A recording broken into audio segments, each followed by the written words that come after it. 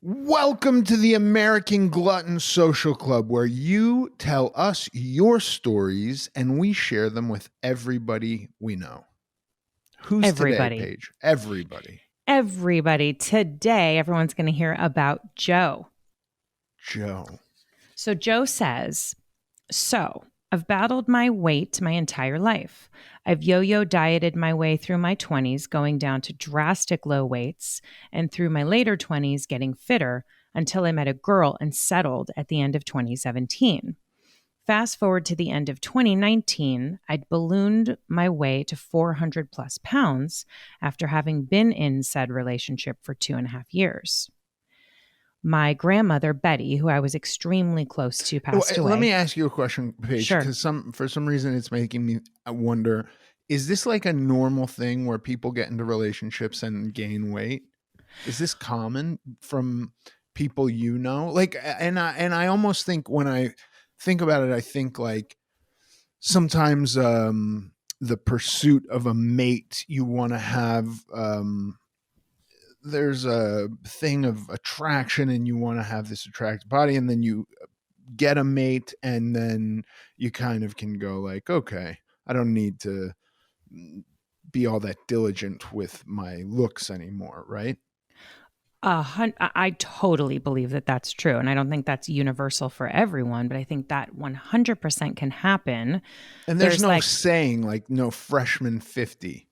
Right. No, I don't freshman think so. 15 Freshman would be 15. 50 for me. Me too. No, I think that I think I've experienced that personally. There's like a getting comfortable and sort of like, I also think I've seen people where, they get in a new relationship and there's a lot of like eating out and maybe travel or this or that, and kind of like not keeping their health or their routines in. Or some people, it's like, oh, I want to be with a guy, or I want to be with a girl. I better look my best. And so, yes, it's like this pursuit of looking a certain way to get your mate. And then like, okay, then you get your mate. So forget about it. Obviously, it really depends on, he's talking about kind of a bigger amount, and he's talking about 2.5 years. Right. And so I don't know if there was something more going on and he's realizing like, wow, this person, for whatever reason with me, I'm not doing well here, Yeah. But yeah, I think it's pretty common. Let me ask you this. As a girl, how important is going out to eat to you? It seems to be very important to my wife. I'm asking because I want to understand it. Because when I talk to her about it, it doesn't go well. So I want to know from a girl's perspective, is this something like you like to go out to dinner? Well, okay. Because maybe Joe needs to know that too. Maybe his girl takes him out to dinner all the time. Mm-hmm. Well, there's two things to answer your question. Or a guy, we don't know. Joe didn't say. No, he said girlfriend. He did right? say girl. Yeah, he said met a girl and settled. Yeah.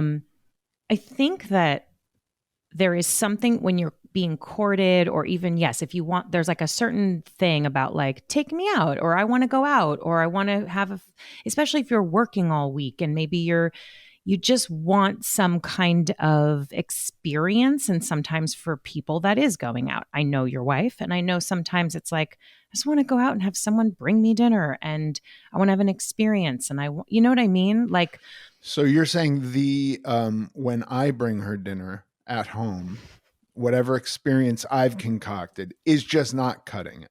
I'm not saying it's not cutting it. I'm saying she may want a different experience once a week or whatever, however often she wants to go out, Right.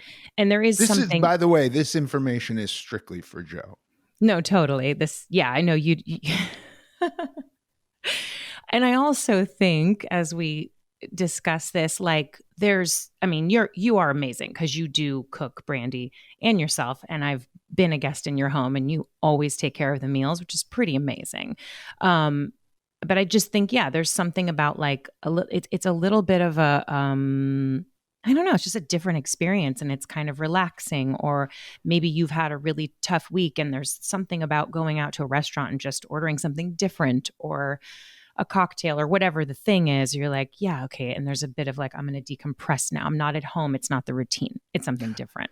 Yeah, I'm fighting against so many mental barricades to go out to eat. Number one, I have a lot of shame about eating in front of people still, which I've had for a long time. So there's that. Then there's just like I I have body shame too, and so it's like I don't really like being around people that I don't know. Like Mm-hmm. people I know, I'm perfectly comfortable with, but I never have felt comfortable around having people like so it's this weird thing of like let's go be on display eating, and I it's tough for me to wrap my head around it, but I think girls really like to do this.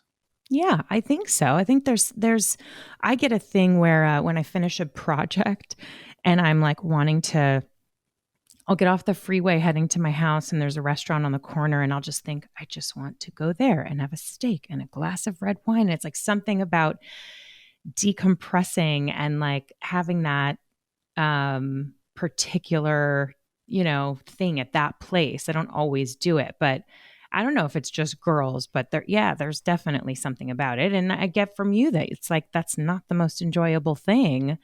So yeah, that's the compromise, right? Of a relationship is like taking her out to a meal somewhere enough times that she feels like she's getting that fix of whatever she needs, and then you being able to eat at home enough to where you're doing your plan the way you want to do it.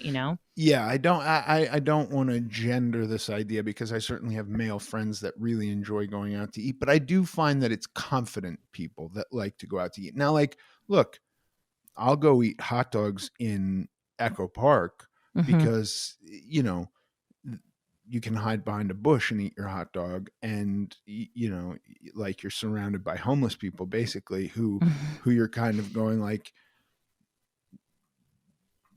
I feel like we're the same. Mm-hmm. People judge us. People look at us and see something and judge us. So like, I'm not judging you, and you're probably not judging me. And if you are, fuck you, and I don't care. You know. Right. Right. Sorry for swearing. YouTube doesn't like that. Anyway, I feel like this has been. I feel like we've cracked all of this information that Joe vitally needed. Thank you. Mhm. Okay, let's go back Okay. to. And so back to Joe, I think his is a bit different Okay. because he says, by the end of 2019, so now we're talking 2 years, it sounds like he was with this girl from 2017 to 2019 and says he ballooned to 400 pounds. That's after going to drastic low weights in his later 20s. So Yeah. I think that this is, maybe a bigger thing, but he says that he was in that relationship for 2.5 years. And then he says his grandmother, Betty, who he was extremely close to, passed away. And days before she passed, she looked at me and said, Joseph, you're my big, lovely boy, but you're too big. I want you to be healthy and happy. Would you do something about your weight for me? And then he says she passed away the night after, and I'd promised her I would do something. Whoa. It's pretty, Deathbed request. yeah. And And you from kind of gotta do what they you asked, right? have to do it. And it's his That's called grandmother. a dying wish. Like you can't Yeah. mess around with somebody's dying wish. And also how kind of her to look at him and say, like, I want you to, she wanted him to feel better or to be, healthier, right? Yeah. Like, oh, yeah. He says, I took on a coach. The coach's name is Christian Chapman. And he says, boom, COVID ruins everything and I can't train. All I can do is walk and get my food right. I mean, we've talked about this, right, with so many people. It's crazy, by the way, that we're a couple years into this now. But I mean, look, in fairness, walk and get your food right's a big deal. Like walk and get your food right, I think for me is the lion's share of the work. mm-hmm. No, it's so, so true. I mean, I've been going to the gym this year, right? And found something I'm really enjoying and a place I like and whatever. And even with all of that, like even the trainer of the class that I do is like, yeah, food, like what's the food? What's everybody doing? Is it part, you know what I mean? It is. Yeah, I know it is such a huge part. So he says, after having left my partner at the end of 2019, I promised that 2020 was going to be my year. I moved back into my parents' house. That didn't really work out too well. We fell out and I got kicked out of that house through COVID. Still trying to lose the weight, still trying to better myself.